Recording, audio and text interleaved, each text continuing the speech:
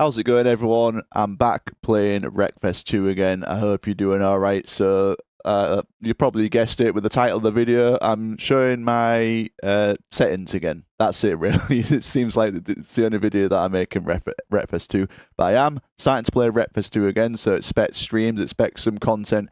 But yeah, we're going to show the settings. So, we're going to go through in-game settings, in-game parts, in-game assists, and then we'll be leaving the game and we'll showing you the Steam overlay stuff. Before I start, this is just what I use. I don't know if it's the best. I don't know if there's anything better. It's just what I use. I've just started playing again recently. I've put nearly 200 hours into the game. In the last 2 weeks, I've put like 15 or something, and I've just been asking around, what's good. Big thank you to David Final Form. He's a good player in Wreckfest 2, and he showed me the new clutch thing in the Steam overlay. So yeah, we'll get onto that soon. So I'll show my in-game settings. We're in Wreckfest 2 now. I'm not going to do any cuts or anything, so I can just show you, what it is without you thinking that I'm missing something out. So bindings, we'll get onto the back, like why the bindings are as they are later on. So the throttle, usual, and the brake, and then the clutch is on the RB this time. So I'll get into it in the Steam overlay later on, but I myself and other people have not seemed to have found a way to get the macro working on analog. So it's on a button this time. Maybe the next update it'll change. Handbrake, we've got A, gear up X and B, gear down B. That shows an Xbox controller on the screen, but I use PS5. And in-game, so the sliders, I've changed these slightly. I've messed around with them a little bit since I've got back into playing. I'm not sure if these are good yet. I'm still fiddling around with it, but that's what we've got right now.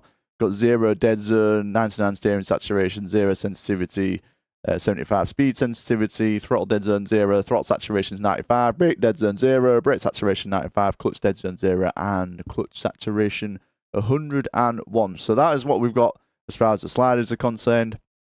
And the in-game assists, we'll just get onto Dalsballen, whatever it's called, and we'll show what my assists are. So I'm still undecided whether half or full stability is better or not. I've been switching between the two. Sometimes I'm quicker with one, sometimes I'm quicker with the other. It depends on which car I'm using, but that's what I'm using at the moment. Manual with clutch, ABS half, traction control none, and the stability control on full or half. It just depends on the track. And there is my lovely skin there that I've just made with all the Hermie and Revline stuff on there. But yeah, that's what we're using right now. So yeah, it's basically just the standard, except I switch in between half stability and full stability. Right, we'll go back to the main menu and we'll show you the parts. So this is something that I have no idea about. I'm just playing around with it myself and seeing what's what. But the standard is kind of what I have got here on all my vehicles. So most of the parts just give you like more horsepower and like give you a higher score rating, like 254. Like that'll lower it by 2. So I always go for the higher one. Some of them, it's slightly different. So with the clutch, there's a ceramic sport clutch and the racing clutch. I've used them both, and I always seem to be slightly quicker with the racing clutch. The camshaft, that's pretty standard. So the short speed and the wide speed. This one's interesting because with some cars, it's quicker with the short, and some cars it's quicker with the wide, and it's also track dependent as well. I switch these around, so don't just stick with one and feel like that's the best thing, because sometimes, like with me, I've been switching around the gearboxes depending on the car, depending on the track. So yeah, I keep it on lock differential. I never change that, and I keep it on the race springs and stiff dampers. That never changes either. The brakes, I'm still playing around with this a bit. I'm still not really sure. I've got the 11-inch disc brakes at the moment, and yeah, I keep playing around with it. Sometimes I'll go 12. Sometimes I'll even try these drum brakes. The flywheel, I've stuck it on chromoly flywheel and not really done anything else. I don't know which one's good. By the way, if there's anyone watching this who knows more about the parts than me, who could recommend good setups for any of the vehicles, please post in the comments down below. While you're there, give it a like and subscribe. It does help the channel. I appreciate it very much. There is more content coming. I'm sorry for the lack of it recently.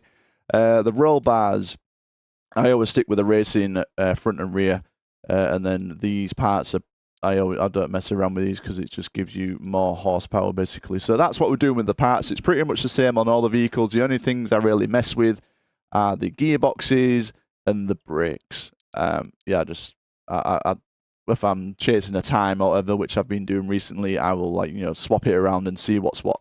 Right, so the bit that the more difficult bit is in the Steam overlay where we're looking at the clutch settings. So all you have to do is go into View Controller Settings, go into Edit Layout, and this is what we've got set up at the moment.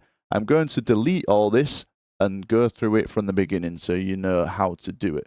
So we'll remove the commands here, and we'll remove these commands here.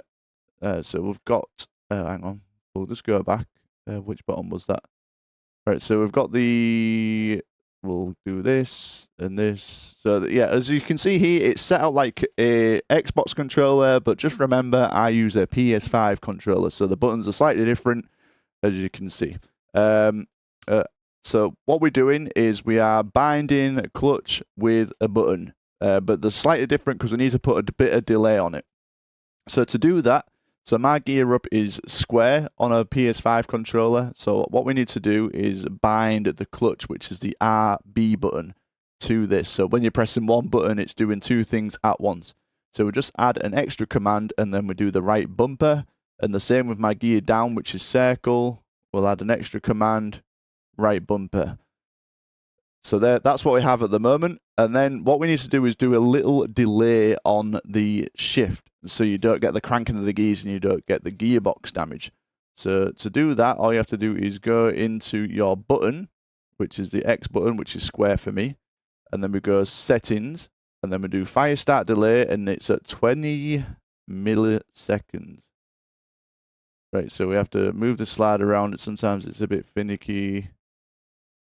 There we go, 20 milliseconds, and the same with the downshift, 20 milliseconds. There we go. Right, 20 milliseconds, right. And that's it basically. That is the macro. So I'll show you how it is in game. We'll get in, we'll do a custom race, we'll go on Dalsballon main circuit, and then I'll show you what the shift's like. There's no cranking of the gears or anything. You can crack on. Look at that skin. Absolutely lovely. Gorgeous. There you go. So you've got perfect shifts, no cranking of the gears. And it is slightly quicker. Some people have said over like a minute lap, it's about 2/10 quicker than standard manual. Ignore my driving right now. But yeah. So there you go. You've got no cranking of the gears. Downshifts, we are good.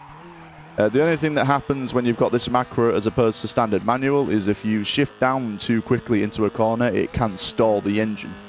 So you can stall into a corner, which in a dirty server, I'd probably recommend just using standard manual, because you are going to leave yourself hanging for a corner bomb or something if you just sat there trying to get your car started back up again. But if you are hot lapping, if you are clean racing, it definitely is slightly quicker, but only slightly, nothing compared to Wreckfest 1. So there we go, guys. That's the end of this video. I might do another one again soon once the new update is out. But yeah, expect more content, more streams. Back playing Wreckfest 2. It's nice to see you all. Thank you for all the support. See you later. Goodbye.